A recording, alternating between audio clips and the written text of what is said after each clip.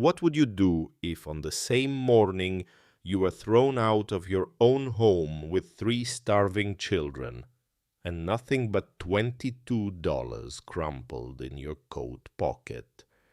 You discovered that someone was following you, that every step you took along that frost-bitten Montana road, every desperate glance you cast over your shoulder, revealed a shadow that had no business being there.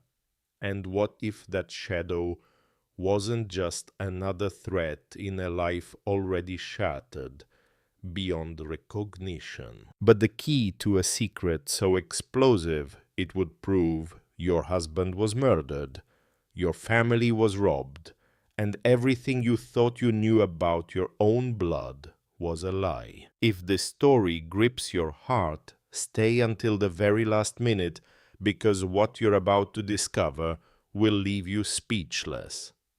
And if you haven't already, take a moment right now to subscribe and turn on that notification bell, because stories like this one don't come around often, and you won't want to miss what happens next. Now, let me take you back to that October morning in 1966, to a dirt road winding through the Bitterroot Valley of western Montana, to the moment when Colleen Mercer took her first step toward a truth that would nearly destroy her before it set her free. The morning had started the way every morning had started since Garrett died. Colleen woke on the thin mattress spread across the mudroom floor, the only space Burl and Dwight still allowed her to sleep. Cold seeped through the floorboards and into her bones. October in the Bitterroot meant frost on the windows by dawn, and the mudroom had no heat source, no insulation, just bare walls and a door that didn't seal properly, letting in a knife-edge draft that smelled of pine and frozen earth. Colt was pressed against her chest, his breathing shallow and rapid, his tiny body radiating the low-grade fever that had lingered for weeks. She touched his forehead with the back of her hand. Still warm, too warm. The doctor in Hamilton had said it plainly 3 weeks ago, when Colleen still had a few dollars to pay for a visit. Malnutrition. The boy needed milk, eggs, broth, protein, things that cost money Colleen didn't have. Things Burl locked in the kitchen pantry every night, as if feeding his dead brother's children was an act of charity he could no longer afford. She rose slowly, filled a tin cup with water from the utility sink. The pipes groaned and the water ran brown before clearing. It tasted of rust and cold. That was when she heard the voices. They came from the kitchen on the other side of the wall. Burl and Dwight, their morning ritual of coffee, except this morning the conversation was urgent, barely contained. "Has to be today." Burl's voice was a rasp, the sound of a man who'd been drinking whiskey past midnight and smoking since before dawn. "She can't stay another night." Where's she supposed to go? Dwight, always hesitant, always trailing behind his older brother, like a dog kicked too many times to lead. "She doesn't have family, Burl. She doesn't have a dime." "Not my problem." A fist hit the table, cups rattled. "You didn't see that old woman in town yesterday, asking questions at the feed store, asking about the creek, about how Garrett died, about the Dunlap family?" Colleen's breath stopped. Dunlap? Her maiden name, her mother's name. Why would anyone be asking about the Dunlaps in connection with Garrett's death? "She's just some crazy old hermit." Dwight's voice dropped. "Nobody listens to her." People listen when somebody gives them a reason to. And if Colleen starts listening too, if she starts putting things together, if she goes up to that old place, Colleen doesn't even know the old place exists. And I intend to keep it that way. The chair scraped. Today, Dwight. Today, she leaves. Pack her things, put them on the road. Tell her we don't want a jinxed widow under our roof.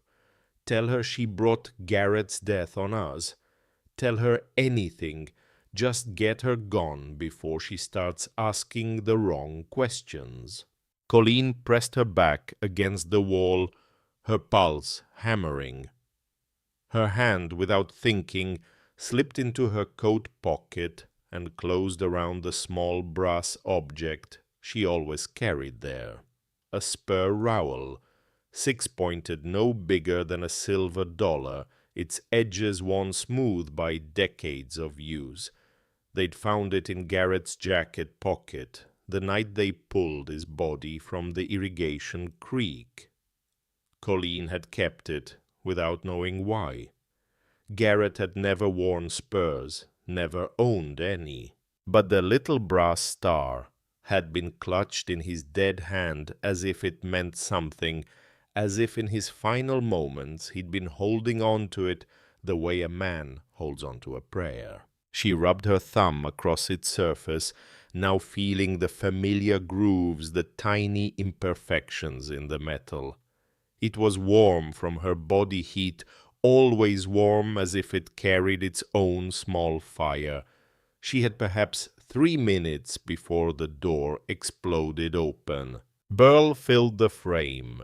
He was a big man, thick through the shoulders and neck, with hands that looked like they'd been made for breaking things. His face was weathered granite, small eyes beneath heavy brows, a mouth incapable of any expression except contempt. He smelled of tobacco and sweat, and something sour underneath something that had grown worse since Garrett's death. "Get up, pack your things, you and those kids are leaving." Colleen forced her voice steady. This ranch was Garrett's. Was. The word landed like a stone, dropped into still water. Garrett's dead. Ranch passed to family, to me and Dwight, not to you. I'm his widow. I have rights. Rights. Burl stepped closer. She could feel the heat of his anger rolling off him. You've got no rights here. You brought bad luck into this house the day you married my brother. Since Garrett drowned, nothing works. Cattle-sick fences rotting the creek, running low. You're a curse, Colleen. You killed my brother just by being near him. The words cut through 9 months of grief and exhaustion. But beneath the pain, something else moved. Anger. A slow, deep anger, building through every cold night on this floor, every meal denied to her children, every insult absorbed without response. Garrett didn't die because of me. Garrett died because he didn't see it coming. The slap caught the left side of her face and snapped her head sideways. White light burst behind her eyes. Cold, startled, awake, began to wail. Colleen pulled the baby against her chest, tasting copper where her lip had split against her teeth. Don't finish that sentence. Don't talk about my brother. Don't talk about how he died. Just take your things and get out. She looked at him through blurring tears. Her cheek burned. Her ear rang, and somewhere deep inside the last filament of hope that these men might possess some residual decency simply snapped. Fine. She wiped the blood from her lip and stood.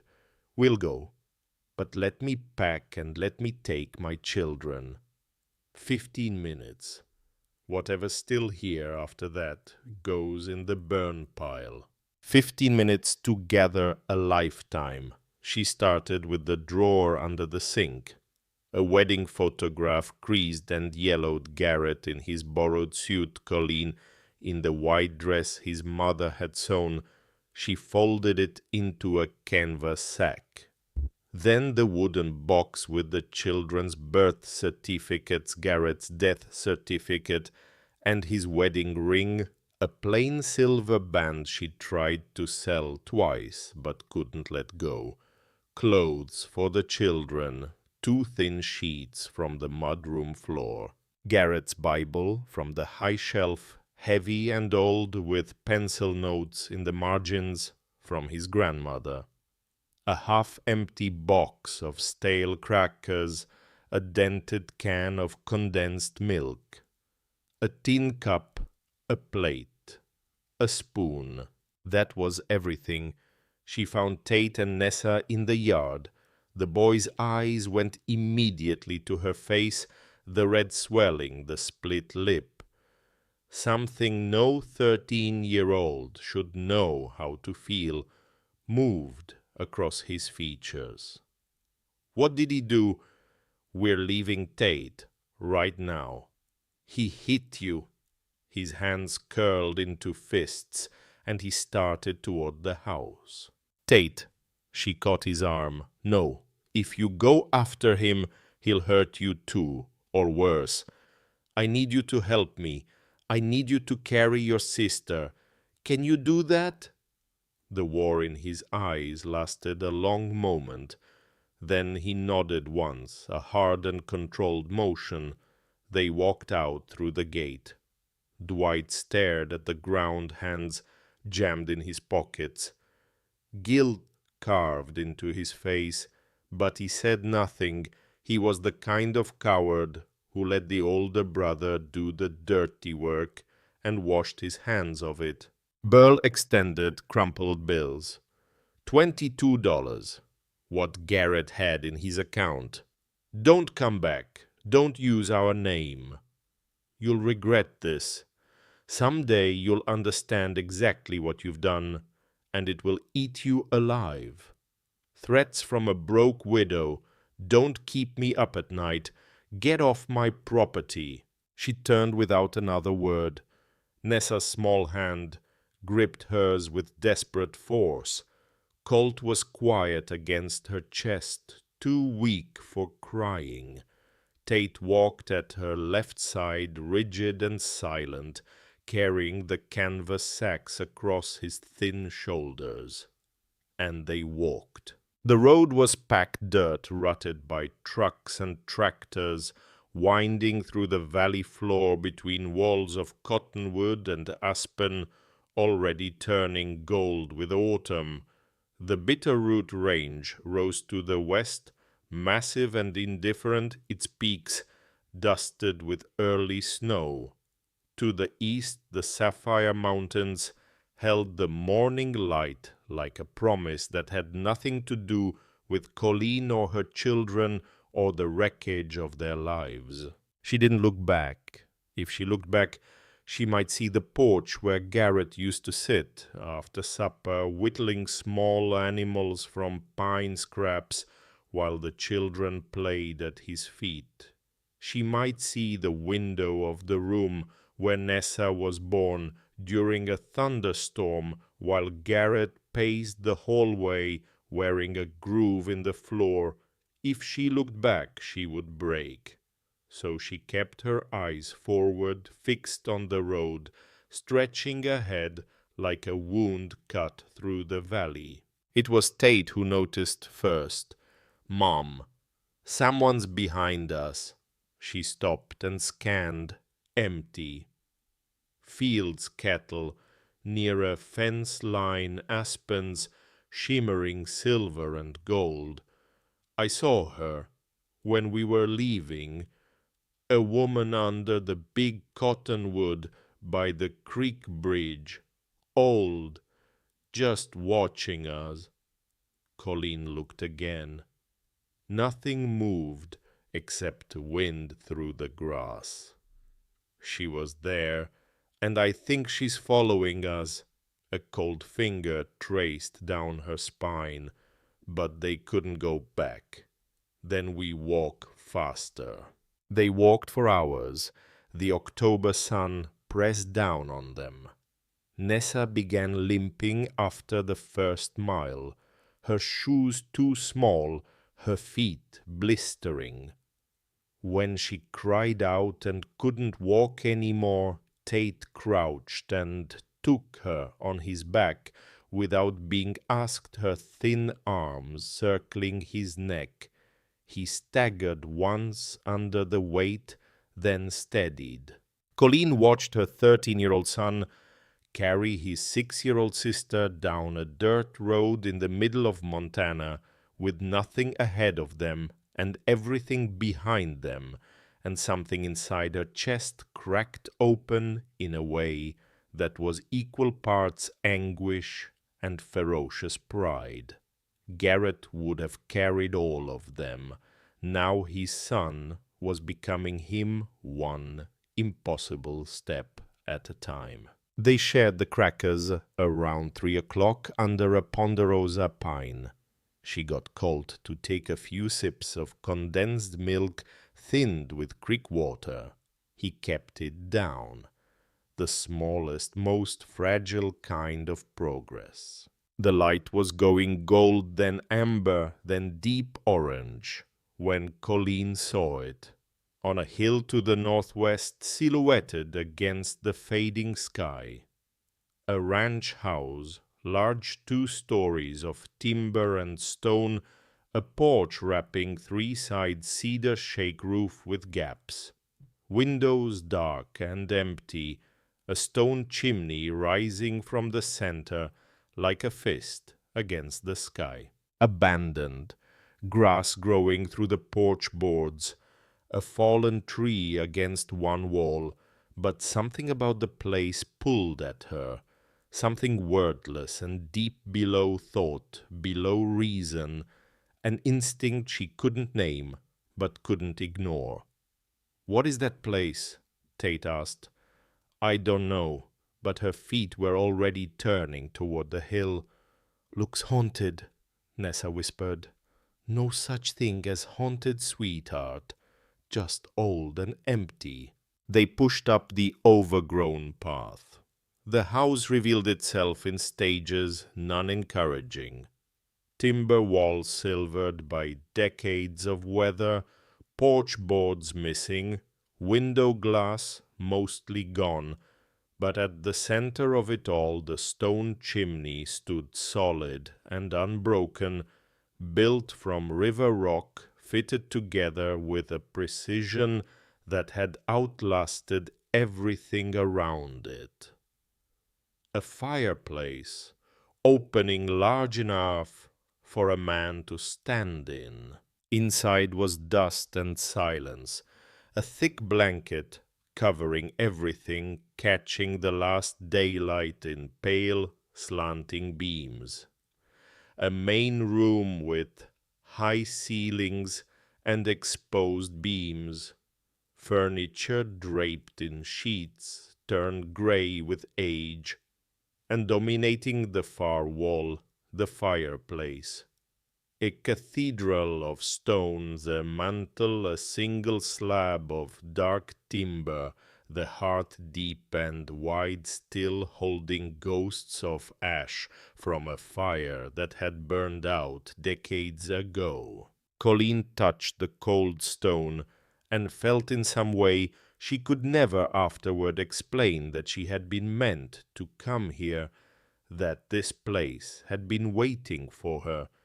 They found a small back room with a door that still latched. She spread the sheets, laid Colt down, covered him. Nessa curled beside him and was asleep almost instantly. Tate sat with his back against the wall. "I'll take first watch. You need to sleep.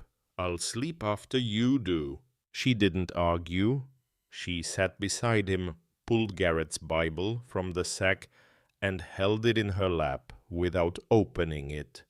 In her other hand she held the spur rowel, turning it slowly between her fingers, feeling each of the 6 points press gently into her skin. Dad would have known what to do, Tate said quietly. He would have done exactly what we're doing. He would have kept going. Silence for a while. Then from outside, the sounds of the old house settling into night.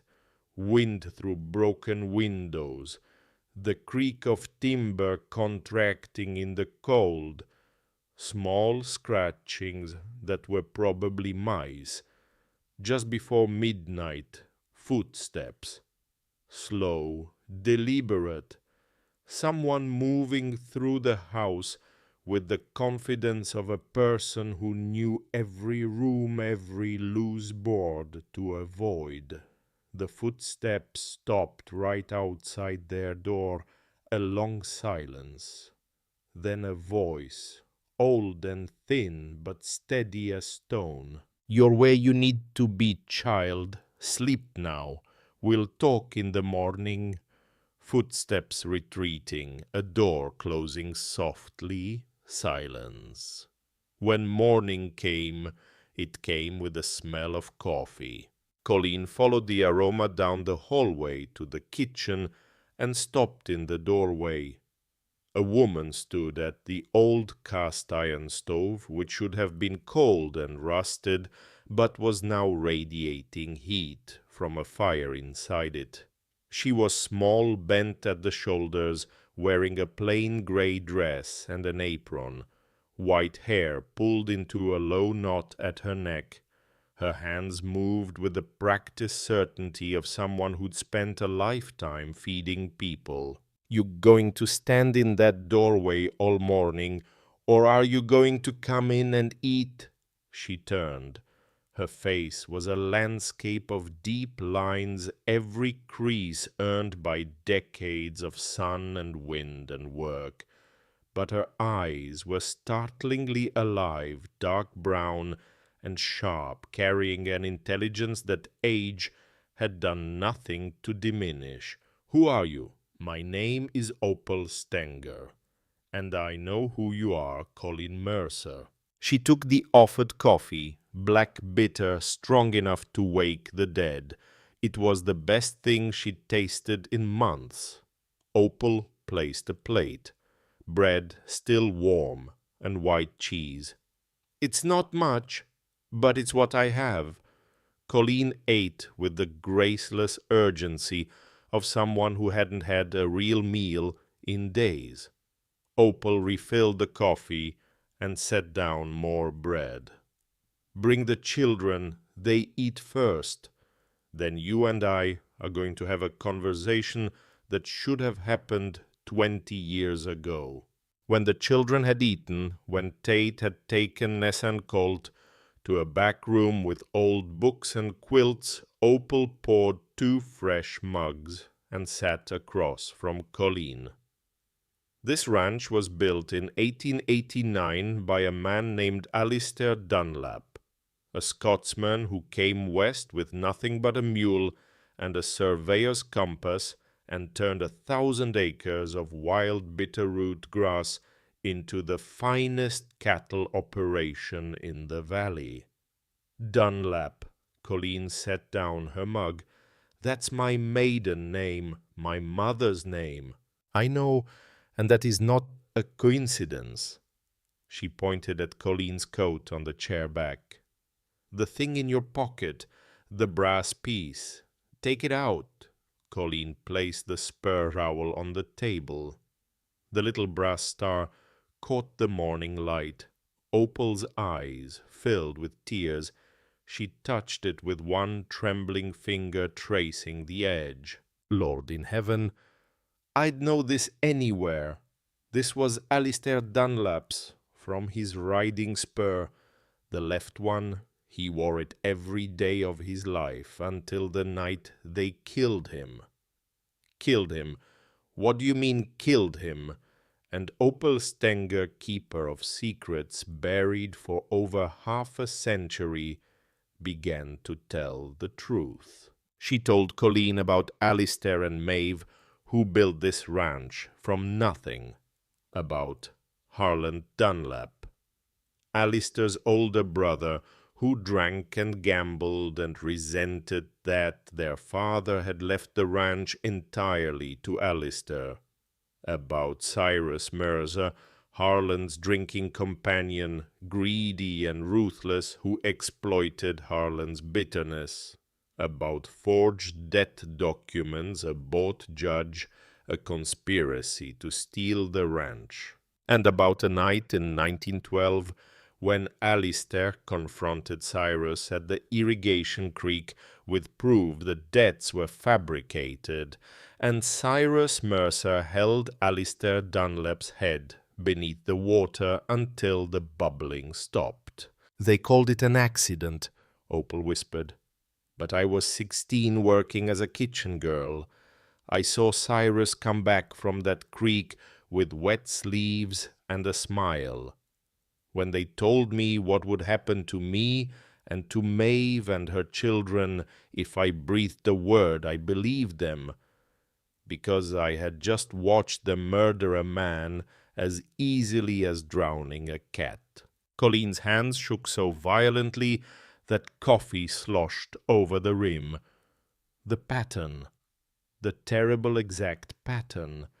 Alistair drowned in the creek in 1912 by Cyrus Mercer. Garrett drowned in the same creek in 1966 by Cyrus Mercer's grandson. Garrett found out. He was investigating. He came to me 3 months before he died. Found old land records that didn't add up. I told him everything I'd kept silent about for 54 years, and I gave him that. She pointed at the rowel. Maeve gave it to me before she disappeared.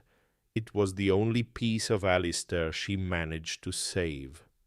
You're telling me that this ranch, the Mercer Ranch, is stolen property.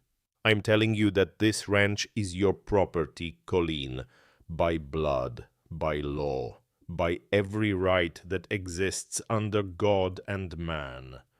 You are the direct descendant of Alistair and Maeve Dunlap. This land, these hills, that house where Burl Mercer sleeps tonight in a bed built on murder, all of it belongs to you. Silence so complete Colleen could hear her own heart beat, the fire crackling, the distant laughter of her children in the back room. And Garrett died because he found this out. Yes. Colleen stood and walked to the window, pressing her forehead against cold glass, staring at the valley, at the fields, stretching toward the Mercer Ranch. Her hand found the spur rowel. She gripped it until the brass points dug into her palm, until the pain was sharp enough to keep the rage from swallowing her whole. Where is the proof, the original documents, the real ownership papers? Maeve hid them before she fled. She told me the truth was sealed inside this house. She left her diaries upstairs, decades of them. The answer is in them somewhere. I've read them all looking, but I could never piece it together completely. Maybe you can. The sound of tires on gravel cut through the morning silence. Opal went rigid. Colleen crossed to the kitchen window. A pickup truck was grinding up the overgrown path. Burl behind the wheel, Dwight hunched in the passenger seat. The truck stopped. Burl was shouting as he walked toward the porch. "I know you're in there, Colleen. Saw the smoke from the chimney come out. Now." Colleen looked at Opal, looked at the hallway leading to her children. Then she walked to the front door and opened it. Burl was on the porch steps, face a landscape of fury. Dwight hung back near the truck, eyes on the ground. "Get your things. You're not squatting in this dump. This dump, Colleen said, and her voice held a steadiness that surprised even her, belonged to the Dunlap family. My family. Before yours stole it. Something shifted in Burl's face. A flicker. Recognition. Fear. You don't know what you're talking about. I know exactly what I'm talking about. I know about Alistair Dunlap. I know about Cyrus Mercer. I know about the forged debts and the stolen land and the murder at the creek. She held his gaze. The same creek where Garrett died. The same way by the same family. Burl lunged. 3 steps, and his hand was around her throat, thick fingers crushing the air from her windpipe. The edges of her vision began to darken. The fireplace poker caught Burl across the back of the skull with a sound like a mallet striking wet wood. He released Colleen instantly, staggering blood welling from a gash above his ear. Behind him, Tate stood with the poker raised his narrow chest, heaving, his eyes blazing with fury, so pure it was almost luminous. Don't you touch her. Before Burl could react, 3 men appeared around the corner. Ranchers by their boots and sun-darkened faces. One carried a rifle, broken open over his forearm. Morning, Burl. Opal called us about an hour ago. Said there might be trouble. Burl looked at the men, looked at Colleen gasping one hand on her bruised throat, looked at Tate, who had not lowered the poker. Then he looked at Dwight still by the truck, and for the first time the younger Mercer met Colleen's eyes. Not cruelty, not contempt, shame. Raw gutting, inescapable. This isn't over, Burl said, spitting blood. Whatever that old woman told you, it won't matter. You've got nothing, no proof, no money, no lawyer, and when I'm done, you won't have a roof over your head either. Get off my property, Colleen rasped. Her voice was ruined, barely audible through her damaged throat, but every word landed. The truck reversed down the path and disappeared. Colleen's legs gave out. She sat on the porch steps, shaking the spur Rowell clenched in her fist, its 6 brass points printed into her palm like a brand. Tate dropped the poker and sat beside her, pressing his shoulder against hers, saying nothing, because no words existed for what had just happened. Opal appeared in the doorway. The diaries are in the attic. 3 decades of Maeve's life, every thought, every clue she left behind. The proof is there, but you need to find it before Burl finds a way to destroy it, and you need to know something else. She paused. Garrett didn't just discover the theft. He discovered where Maeve hid the original documents, the real deed, everything. He was coming to tell you the night he died. He never made it. Colleen looked at the valley spread below the stolen land, glowing amber in the morning light. Then I'll finish what he started. She stood gripping the spur rowel and walked back into the house that her blood had built toward the attic, toward the diaries, toward a truth that had been waiting in the dark for 54 years. Some fires never go out. They just burn where no one thinks to look. The attic ran the full length of the building, arranged on a walnut writing desk near the one unbroken window were 23 diaries in chronological order spanning 1886 to 1913. Colleen opened the first. The handwriting was small and precise. The ink faded between blue and ash. March 3rd, 1886. My name is Maeve Calloway. I am 19 years old, and today I arrived in Montana Territory. The mountains here are the biggest things I have ever seen. I feel very small, but Alistair met me at the station in Missoula with wildflowers in his hand, and when he smiled, the mountains didn't seem quite so tall. She turned pages carefully, reading entries, tracing the early years of a marriage built on hard labor and harder ground. Maeve's first Montana winter. The day Alistair finished the stone fireplace, 11 months hauling river rock from the creek bed, fitting each stone by hand. How he'd carved a small letter D into the seventh stone from the base on the left side of the chimney, his mark, his promise that this house would stand for generations. That detail stopped Colleen cold. 7 stone from the base left of the chimney, her hand drifted to the spur rowel, and for the first time she understood what Garrett must have felt reading these same words, holding this same piece of brass. The connection between living and dead, thin as thread, strong as iron. Then entries from 1910, and the tone shifted.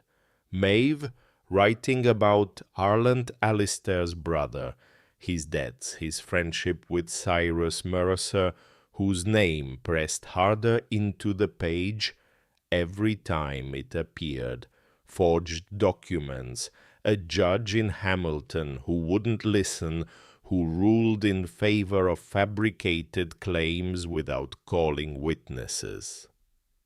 Then, November 1912. Handwriting jagged words, crowded as though the pen couldn't keep pace with the anguish. They killed him.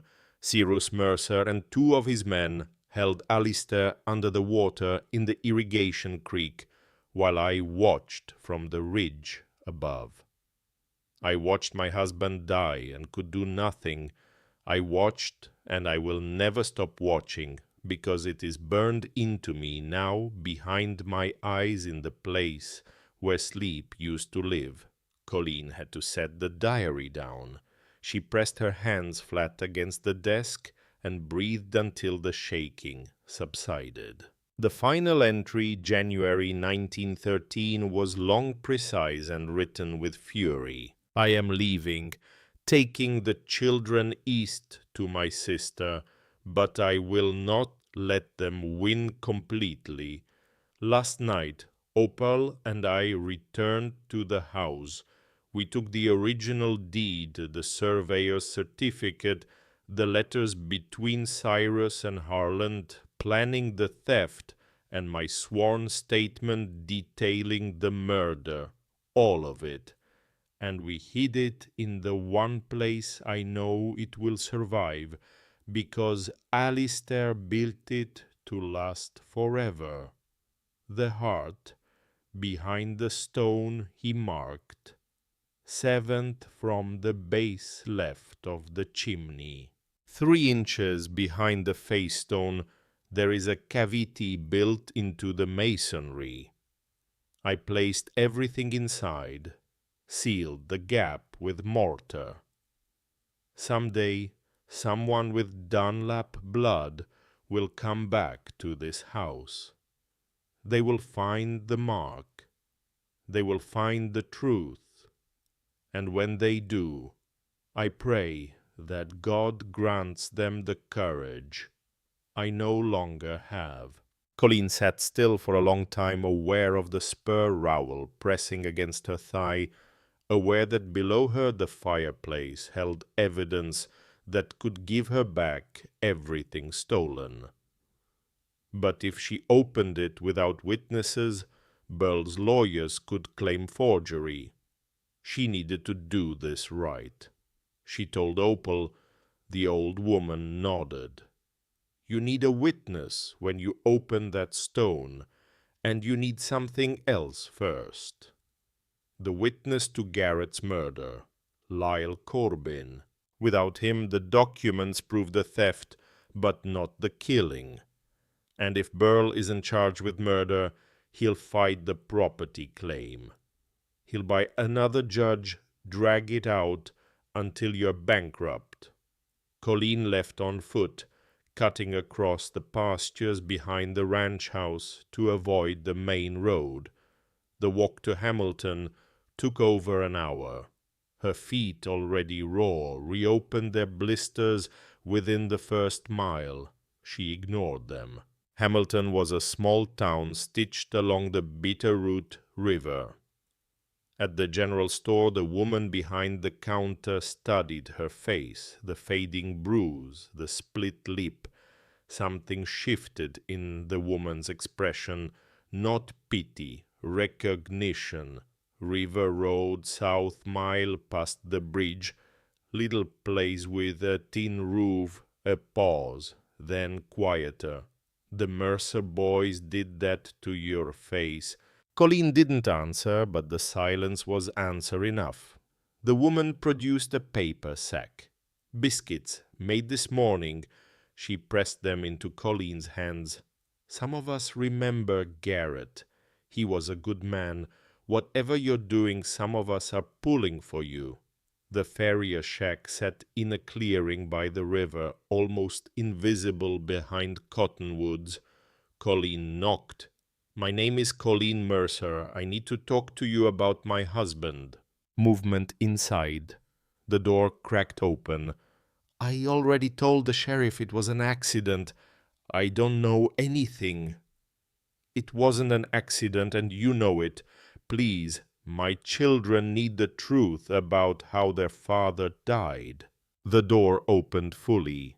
Lyle Corbin was perhaps 25, lean and tall, with calloused hands and sun-darkened skin of a man who'd worked outdoors his whole life.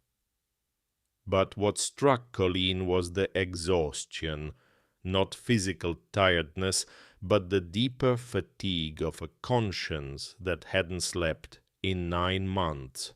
"Come in, quick, before someone sees." The interior was a single room, spare and clean. Lyle closed the door and leaned against it, as if the wood were the only thing holding him upright. "How do you know it wasn't an accident?" "Because my husband was careful, because the Mercers have been drowning people in that creek for 54 years, and because you quit working for them the week after Garrett died. A man doesn't leave his livelihood unless he's seen something he can't live with." Lyle closed his eyes. His jaw worked a muscle, jumping beneath the skin. When he opened them, they were wet. "I was coming back from the south pasture around 10. Forgot my fencing pliers. Saw lantern light down by the creek, which made no sense at that hour, so I went to check." His voice had dropped to barely above a whisper.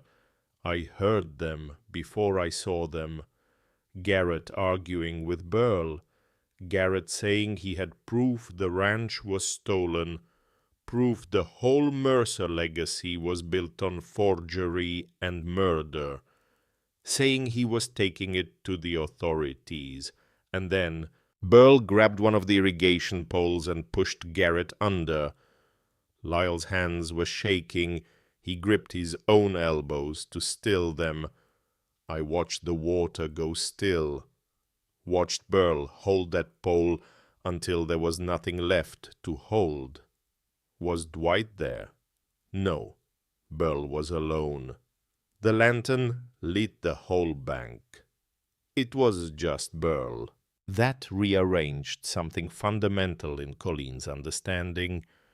Dwight was complicit in the cover-up, guilty of silence, but he had not been present for the killing.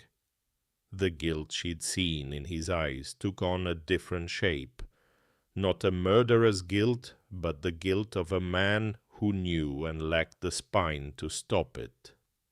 Will you testify? Will you tell the state police what you saw? He'll kill me. He told me he would. Came to my bunk the next morning and said if I ever repeated what I'd seen, my wife and boys would have an accident of their own. He won't have the chance. Not if we go to the authorities with everything at once. Documents proving the land theft, your eyewitness account, Opal's testimony about the original murder in 1912. All of it together, so overwhelming, they have to act immediately. Lyle looked at her for a long time.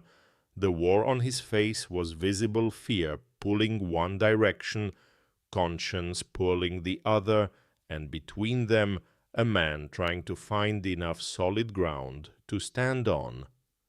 If I do this and it fails, my family dies. If you don't, you spend the rest of your life knowing you let a murderer walk free, and Burl keeps killing. Anyone who gets too close to the truth, anyone who threatens what he's built, it never stops, Lyle. It never stops. Not until someone stops it. He exhaled, long and ragged. Together, all right, together. Colleen walked back to the ranch house as the afternoon light turned the valley to copper. Her body ached, and her feet left smears of blood on the trail, but inside her chest something was building. Not hope, exactly. Harder than hope. Purpose. When she reached the house, she found something on the porch that made her stop. A wooden crate set beside the door, covered with a flour sack. Inside, a jug of fresh milk, a dozen eggs packed in straw, a loaf of bread, still warm from the oven, and a jar of blackberry preserves. No note, no name, just food left by hands that didn't want recognition, only wanted to help. She looked down the hill toward the valley, no one in sight. "Started showing up this morning," Opal said from the doorway, "after those ranchers helped us with Burl. Word spread. People are leaving things at the bottom of the hill, firewood, too, and someone brought a wool blanket for the children." Colleen carried the crate inside without a word, because if she tried to speak, the knot in her throat would break open. Kindness, after months of cruelty, hit harder than any fist. That evening the children ate eggs and bread with preserves, and Nessa declared it the best meal she'd ever had. Tate ate with careful restraint, but Colleen caught him closing his eyes after the first bite, savoring it, and she had to turn away. After dinner she told Tate what she'd learned. Not everything, not the details of how his father died, but enough documents proving ownership, a witness. In days she would take everything to the state police. Tate listened, then asked one question: "What do you need me to do?" "Watch your brother and sister. Be ready to move fast. And trust me." "I already trust you, Mom. I've been trusting you since we walked out that gate." Night fell fast. Colleen sat alone with the spur owl on the table, the last diary open. Tomorrow she'd go to Missoula, not Hamilton, where the Mercers had influence. Request a deputy, open the stone with a legal witness. She was reaching for the lantern when Opal appeared in the doorway, fully dressed, coat on, boots laced, and the expression on her face erased every thought except one. "They're here. 4, maybe 5 of them, coming up the hill from the south. I saw lanterns." Colleen was moving before the sentence ended. She shook Tate awake with a hand over his mouth. "Pearl's men, we run." The boy had Colt in his arms instantly. Colleen picked up Nessa. "Kitchen door," Opal whispered. "North side. Into the trees downhill to the river road. The church is a mile east." They moved in single file. No lights. Opal leading Colleen behind with Nessa Tate, with Colt. The kitchen door's hinges made a thin carrying sound. They froze. Somewhere on the other side of the house a man's voice, then laughter, low and ugly. "Now." Opal stepped into darkness. Colleen's bare feet hit frost-stiffened grass, the cold so sharp it felt like stepping on broken glass. She clutched Nessa against her chest and ran, not looking back, not thinking, just moving through the dark field toward the black line of trees 50 yards ahead. 30 yards out, the shout went up. "They're moving north, go." Lanterns flared behind them, yellow light swinging wildly, throwing lurching shadows across the field. Heavy boots pounding the earth. Men shouting instructions with the coordination of a group that had done this before, that had hunted things in the dark and enjoyed it. Colleen ran harder. Nessa was crying now, muffled sobs pressed into the collar of her coat. Ahead, Opal moved with a speed that defied her years, her knowledge of the terrain guiding her between rocks and roots that would have sent anyone else sprawling. The trees, they reached the tree line and plunged into darkness so complete Colleen could see nothing, not even her own hand, and had to navigate by sound, by Opal's footsteps ahead, by Tate's breathing behind. Branches whipped her face. She caught a limb that opened a cut above her eyebrow. Warm blood began to run into her left eye. She wiped it with her shoulder and kept moving. The woods thinned. They burst onto the river road, pale gravel glowing faintly, and turned east. The church steeple was visible against the sky, barely a sliver of white geometry above the tree line. Behind them the lanterns had reached the woods. Men crashing through undergrowth, cursing. Half a mile to the church, a quarter mile. Colleen's lungs were raw. Her feet were bleeding again, the warm slick between her toes, but the pain was somewhere far away, in a country she would visit later when her children were safe. They reached the churchyard fence. Opal vaulted it with a motion half climb, half collapse. Colleen passed Nessa over, then swung herself across. Tate came last, still holding Colt, who had somehow slept through the entire escape and was blinking awake with the confused curiosity of a 2-year-old who didn't understand why everyone was breathing so hard. Colleen hammered on the church door with both fists. "Father Calloway, please, they're coming." Locks turning. The door opened. Father Calloway stood in a bathrobe and slippers, his eyes moving quickly from Colleen's bleeding face to the children, to the lanterns visible on the river road behind them. He asked no questions. He pulled them inside, closed the door, and threw the iron bolt. "Room behind the vestry. Stone walls, no windows, door that locks from inside." He was already moving toward the telephone. "I'm calling the state police in Missoula." Colleen herded the children down the aisle, past pews gleaming in the light of a single candle burning near the altar.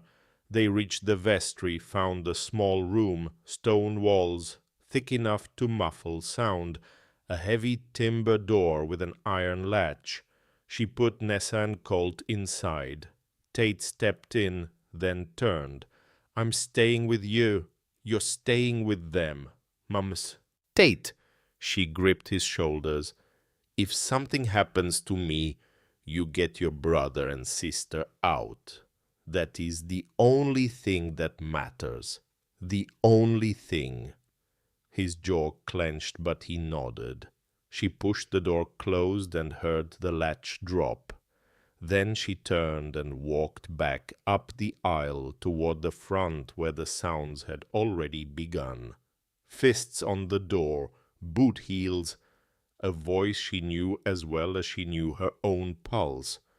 Open the door, Calloway. I know she's in there. Father Calloway set down the receiver. State Police. 20 minutes. The door shuddered. Wood splintered. Colleen grabbed pews and jammed them crosswise as a barricade. Then a different sound. Metal on metal. Something being pried. She smelled it before she saw it. Kerosene. Sharp and acrid seeping under the door. He's going to burn it. But the kerosene didn't ignite. Voices outside arguing, sharp and furious. Put it away, Burl. For God's sake, it's a church. Dwight. Get out of my way. No, not this. I went along with the rest of it, all of it. But I'm not burning a church with children inside. That's where I stop. That's where this stops. Through the fractured door, Colleen saw Dwight, standing between his brother and the entrance arms spread, blocking the way, his face a mask of terror and desperate last-second conviction. Burl hit him. Colleen heard the impact, heard Dwight stagger, but he didn't move from the doorway. You're going to have to go through me. Then sirens split the night. Red and blue light bled through the stained glass windows, painting the church interior in shifting patterns of crimson and cobalt. 3 state police cruisers, officers emerging with flashlights and authority on the ground. All of you, now! Burl stood motionless, staring at the lights. Then he looked at Dwight, still standing in the doorway, with blood running from his nose, and something final and irreversible passed between them. The severing of a bond that had held through decades of shared crime, but could not survive the moment one brother chose to stop. Burl knelt, slowly, with the deliberate movements of a man who wanted it known. He was choosing to comply, not being forced. An officer pulled his arms behind his back. Handcuffs clicked. Colleen slid down the wall to the floor, her back against cold stone, her whole body shaking with the release of tension that had been holding her upright for the past hour.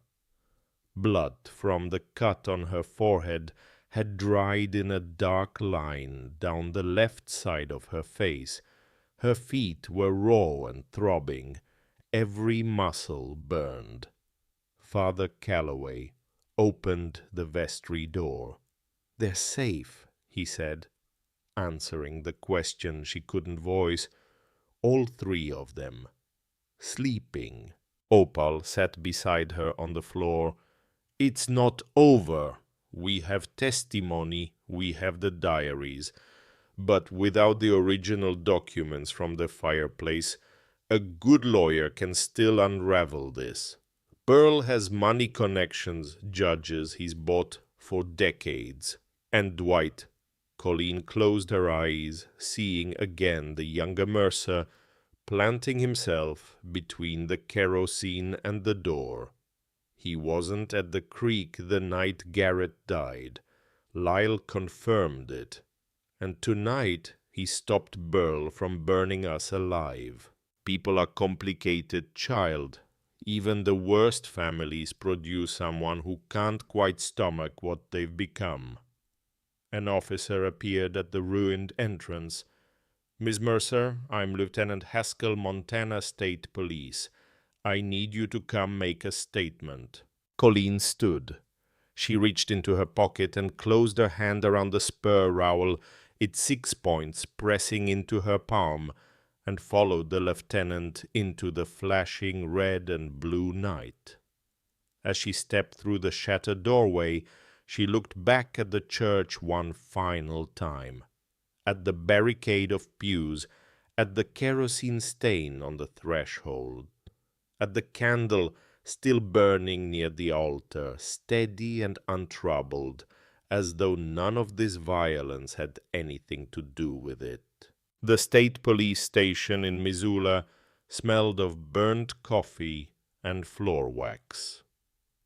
Colleen sat in a wooden chair beside Haskell's desk, her feet wrapped in gauze a paramedic had applied in the church parking lot, her forehead stitched with 3 small sutures, and told her story from beginning to end.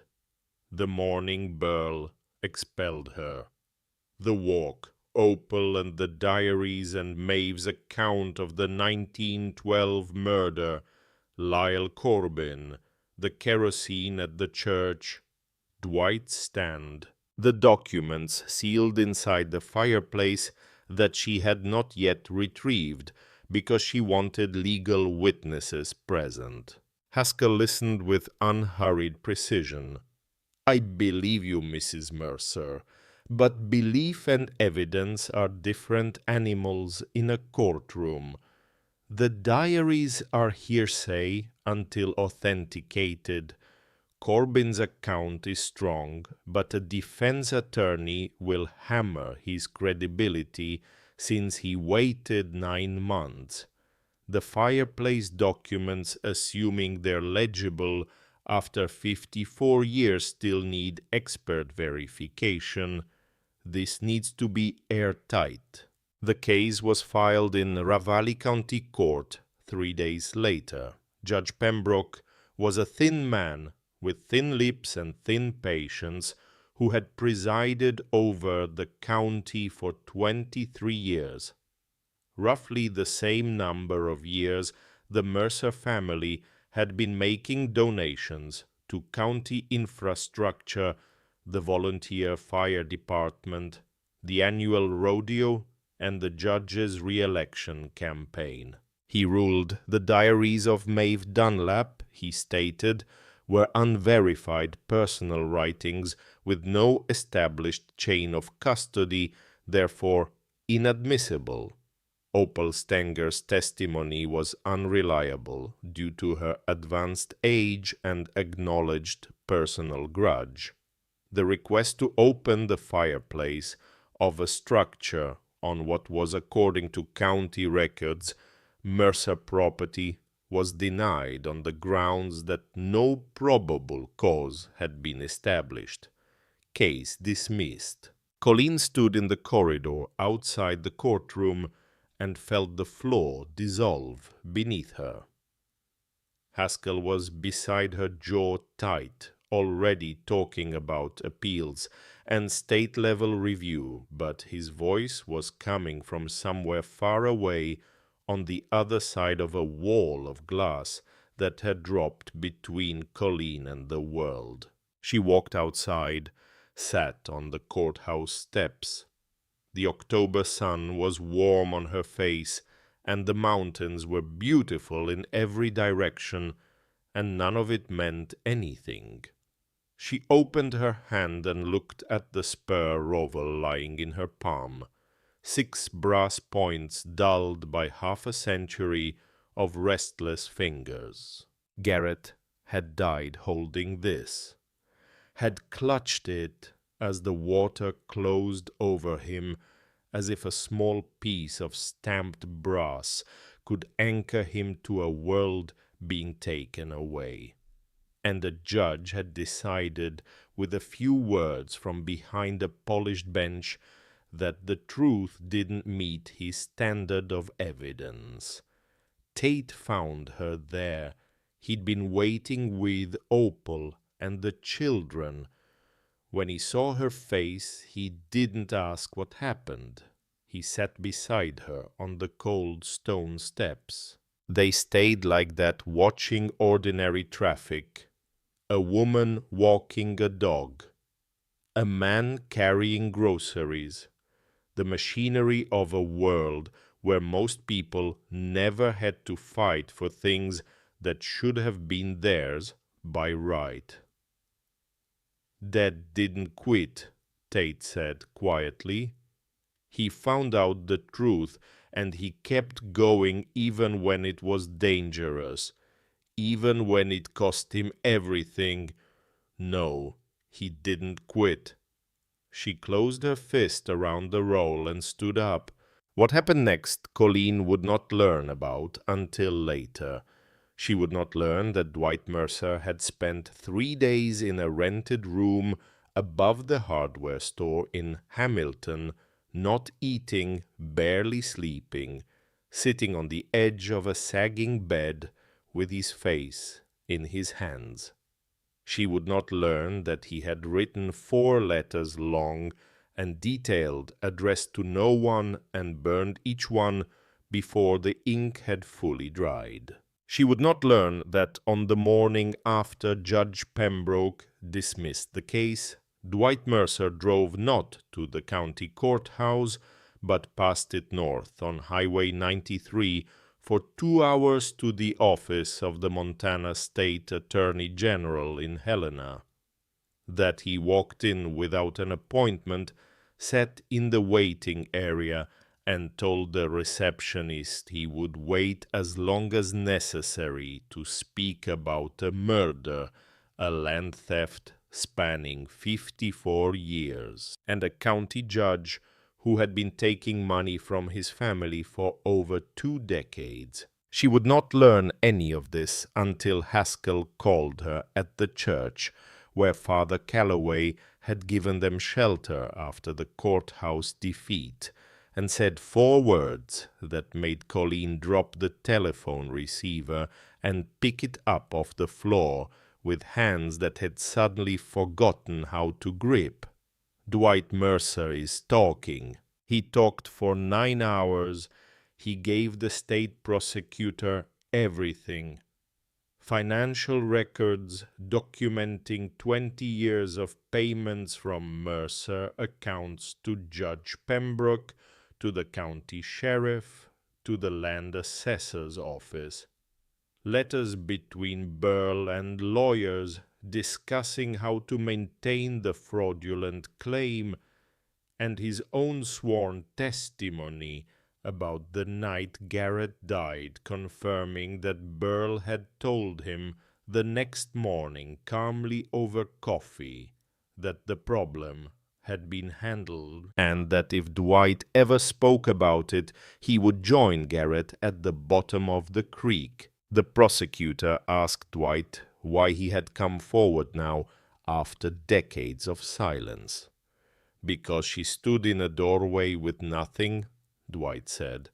No money, no power, no weapon, just her children behind her and the truth in her mouth.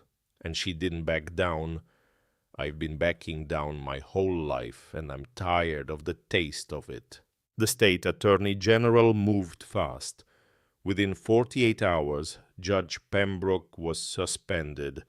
A state circuit judge was assigned.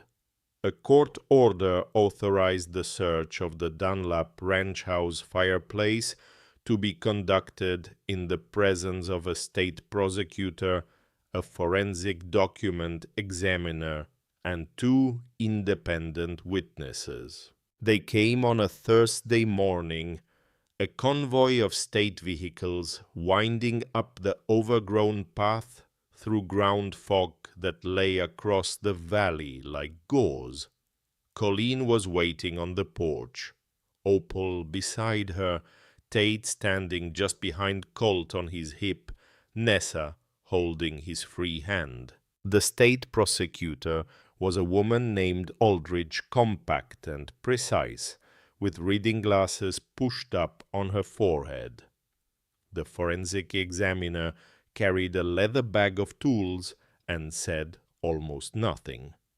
The two witnesses were the same ranchers who had come to Colleen's aid that first morning, men who nodded to her as they climbed the porch steps, but offered no words, understanding that this moment required something more careful than conversation. Colleen led them inside, down the hallway past the kitchen, where Opal had poured that first cup of coffee, into the main room where the fireplace dominated the far wall. Morning light streamed through the eastern windows, now shafts of pale gold falling across the stone hearth. She knelt before the fireplace. The stones were cold under her fingers, grey and brown river rock, fitted with meticulous care. She counted from the base. 1, 2, 3, 4, 5, 6, 7. Her fingertip found the groove before her eyes did. A shape cut into the face, shallow, no deeper than a scratch, but unmistakable. The letter D, carved by Alistair Dunlap's hand in 1889. The forensic examiner photographed the stone from multiple angles. Then, with a thin chisel and small hammer, he began to work the mortar free. 20 minutes the mortar, mixed by Opal's younger hands and Maeve's desperate ones 54 years ago, had set with the hardness of the original, but it came away in careful increments. The stone shifted. He gripped it and pulled. It slid out with a grinding sound that echoed through the empty house, and behind it, in the cavity Alistair had built into the masonry, was a tin box. Colleen reached in. The metal was cold, dry, untouched by moisture or light for over half a century. She lifted it out and set it on the hearthstone. The lid was sealed with wax, cracked but intact. She broke it with her thumbnail and opened the box. Inside, wrapped in oilcloth that had done its job perfectly, were documents. The original deed to the Dunlap Ranch, dated 1889, bearing the territorial seal. The surveyor's certificate. 6 letters between Cyrus Mercer and Harlan Dunlap, written in Cyrus's blocky hand, discussing forgery, bribery, the need to remove Alistair if he refused to cooperate. Maeve's sworn statement, 4 pages of dense handwriting describing the murder and identifying Cyrus Mercer as the killer. And beneath the documents, something else. A spur, hand-forged iron blackened with age, leather strap crumbled to fragments. The left spur, Alistair Dunlap's riding spur. On its shank, the fitting, where the rowel should have been, an empty pin, worn bright, where the brass star had once spun. Colleen reached into her pocket. She didn't have to look. Her fingers knew the shape. She pulled out the rowel and held it over the empty fitting. The pin slid through the center hole with a soft, precise click, and the little brass star hung in its place, balanced on its axis, spinning once, slowly catching the morning light and throwing a constellation of tiny golden reflections across the hearthstones. No one spoke. Prosecutor Aldridge had removed her glasses and was pressing the bridge of her nose. Opal was crying without sound. Even the ranchers stood very still and looked at the floor. Tate came to stand beside his mother, looked at the spur, complete, now whole, for the first time in 54 years, looked at the documents, looked at the carved D on the seventh stone. "Dad found this," he said softly.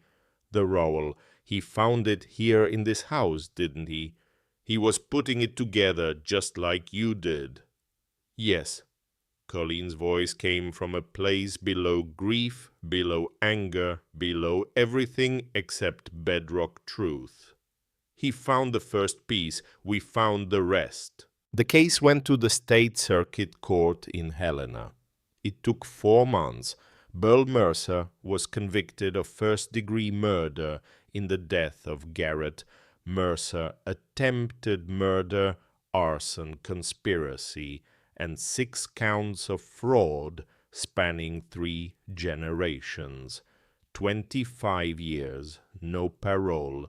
Dwight Mercer pleaded guilty to conspiracy and obstruction, 12 years. He accepted the sentence without appeal, and when he was led from the courtroom, he looked at Colleen for the last time and mouthed 2 words she chose to believe were genuine. "I'm sorry." Judge Pembroke was removed from the bench and indicted on 14 counts of corruption. The property transfer was swift after that. The circuit judge reviewed the original deed, the surveyor's certificate, and Maeve Dunlap's testament. He compared them against the forged documents the Mercers had used to claim the land in 1912, and in a ruling that took less than 10 minutes to deliver, he restored ownership of the ranch and its 1,000 acres of bitterroot grassland to the direct descendant of Alistair and Maeve Dunlap. Colleen signed the papers on a Tuesday afternoon in March. When the clerk handed her the new deed, she held it in both hands and read her name printed in black ink on the line marked "Owner." The letters blurred. She blinked them clear, read them again, and folded the document carefully into the inside pocket of her coat next to the spur rowel which she still carried every day and suspected she always would.